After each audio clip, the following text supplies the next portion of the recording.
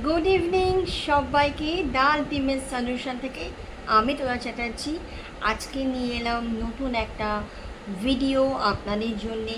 Last পর্যন্ত দেখবেন, skip করবেন না।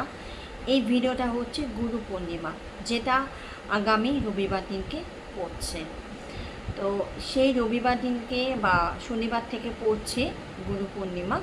শনিবার দিন 5:56 গুরু পূর্ণিমা পড়ছে, মানে 20 তারিখে, এবং ছেড়ে যাচ্ছে 21 তারিখে। 21 তারিখে 3:58। তো এই ভিডিওটা শেষ পর্যন্ত দেখবেন, স্কিপ করবেন না। এবং ভালো লাগলে, এরকম টিপস আরও পেতে চাইলে অবশ্যই আমার চ্যানেলটাকে সাবস্ক্রাইব করে দেবেন এবং পাশে থাকা বেল আইকনটা প্রেস করতে ভুলবেন না। এবং এরকম ধরনের টিপস পেতে যদি চান তাহলেও আমাকে ফলো করতে পারেন ফেসবুকে তোরা চ্যাটার্জি। তো চলুন শুরু করে দেওয়া যাক যে গুরু পূর্ণিমার দিনকে আমরা কী কী রিচুয়ালস করতে পারি এবং করলে আমরা উপকার পাবো। গুরু পূর্ণিমা মানে গুরু, আপনার সেটা মা বাবা হতে পারে, সেটা আপনার দীক্ষাগুরু হতে পারে, বা কোনো ইষ্ট দেবতাও হতে পারে। গুরু কিন্তু কোনো আলাদা করে বিশ্লেষণ বা গুরু আলাদা করে কিছু হয় না। যাকে আপনি মানেন, যে আপনার কাছে সর্বশ্রেষ্ঠ, সেই হচ্ছে আপনার গুরু। যে আপনাকে সঠিক পথ দেখানোর চেষ্টা করে, সেই হচ্ছে আপনার গুরু। গুরুকে অবশ্যই সেদিনকেই সকালবেলা উঠে প্রণাম জানাবেন এবং অবশ্যই প্রণাম জানিয়ে সেই দিনটা শুরু করবেন। এই দিনে কি করবেন? এই দিনে একটু সাদা পোশাক পরার চেষ্টা করবেন, একটু দান ধ্যান করবেন, একটু নিরামিষ আহার করবার চেষ্টা করবেন, বাড়িতে যাতে কলহ না হয় সেটা দেখার চেষ্টা করবেন।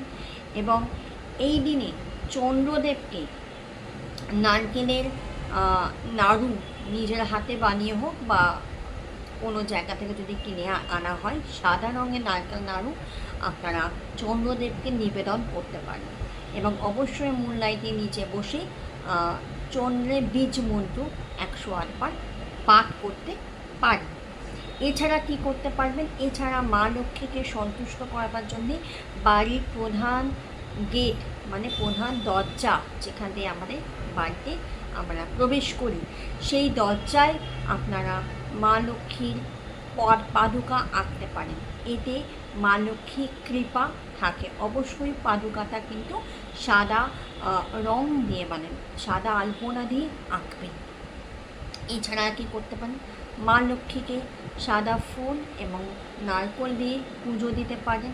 তাতে মা লক্ষ্মী সন্তুষ্ট হবে। এবং সন্ধ্যেবেলা অবশ্যই মা লক্ষ্মীর সামনে আপনারা ঘিয়ের প্রদীপ জ্বালাতে পারেন, তাতেও কিন্তু মা লক্ষ্মী সন্তুষ্ট হবে।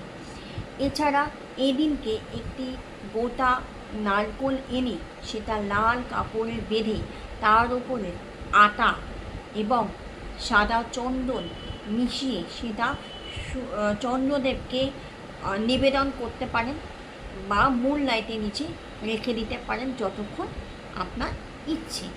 তারপরে সেটা তুলে নিয়ে গিয়ে সেটা আপনি আপনার যেখানে আপনি বিজনেস করেন বা আপনার যেখানে টাকা পয়সা রাখেন সেই জায়গায় 1 বছরের জন্য রেখে দিতে পারেন। নারকেল হয়তো নষ্ট হয়ে যাবে, কিন্তু সেরকম গন্ধ কিছু হবে না, সেটা কিন্তু আমরা সবাই জানি। এটা করলে কিন্তু চন্দ্রের দোষ যাদের আছে তারাও কিন্তু এটা করতে পারেন। চন্দ্রের দোষ থাকলে আমাদের কি হয়? আমাদের মানসিক অশান্তি হয়, আমাদের বাড়িতে কলহ লেগে থাকে এবং আমাদের মন সবসময় অস্থির হয়ে যায়। অনেকের ক্ষেত্রে সম্পর্কে সমস্যা আসে, তো তারাও কিন্তু এই রেমেডিটা করতে পারেন। এছাড়া আর কি করতে পারেন? আপনারা ওই দিনকে সাদা বস্ত্র গরিব মানুষকে দান করতে পারেন, সাদা ভোগ মা লক্ষ্মীকে দান করতে পারেন, বাড়িতে পুজো করতে পারেন। বাড়িতে আপনারা কোনো ঠাকুর মশাই বা কোনো ব্রাহ্মণ ভোজন করাতে পারেন। ওই দিনকে আপনারা কোনো মন্দিরে গিয়ে, কোনো মা লক্ষ্মীর মন্দির, বা যদি গণেশের মন্দির থাকে, বা ধরুন কোনো কৃষ্ণের মন্দির থাকে, সেই মন্দিরে গিয়েও আপনারা পুজো দিয়ে আপনার সংকল্পটা আপনারা করতেই পারেন। এই ধরনের টিপস করলে আপনারা নিজেরা বুঝতে পারবেন 1 বছরের মধ্যে কতটা ভালো রেজাল্ট আপনারা পাবেন। তো আরও অনেক কিছু আপনারা করতে পারেন। আপনারা যদি এই দিনকে বেল গাছ যাদের বাড়িতে আছে বা যাদের বাড়ির আশেপাশে আছে, বেল গাছকে যদি আপনারা ধূপ ধুনো দিয়ে পুজো করতে পারেন, কারণ তার পরের দিনে কিন্তু শ্রাবণ মাস লেগে যাচ্ছে, শ্রাবণ মাসের তিথি লেগে যাচ্ছে। তো যদি করতে পারেন তাহলেও কিন্তু আর্থিক দিক থেকে যাদের অনটন চলছে বা ফিনান্সিয়ালি ক্রাইসিস বলতে আমরা যেটা বুঝি, সেটা কিন্তু আস্তে আস্তে কেটে যাবে। আর একটা জিনিস আপনারা করতে পারেন এই দিনে, এটা করলে যাদের গ্রহ দোষ চলছে, একটি সাদা কাপড় নেবেন, সাদা কাপড়ের মধ্যে মুগ ডাল, কালো তিল, কলাই ছোলার ডাল, আটা, এইগুলোকে সেই সাদা কাপড়ের মধ্যে রেখে সেই সাদা কাপড়টি ভালো করে মুড়ে নিয়ে যদি সেটা চন্দ্রদেবকে নিবেদন করা হয়, রাত্রেবেলার দিকে চাঁদের আলোর নিচে যদি রেখে দেওয়া যায়, তাহলে নবগ্রহ যাদের গ্রহ দোষ চলছে, তাদের কিন্তু গ্রহ দোষের অনেকটা কিন্তু ঠিক হয়ে যাবে। তো এই ধরনের ছোট ছোট টিপস আপনারা কিন্তু এই দিনকে করতে পারেন।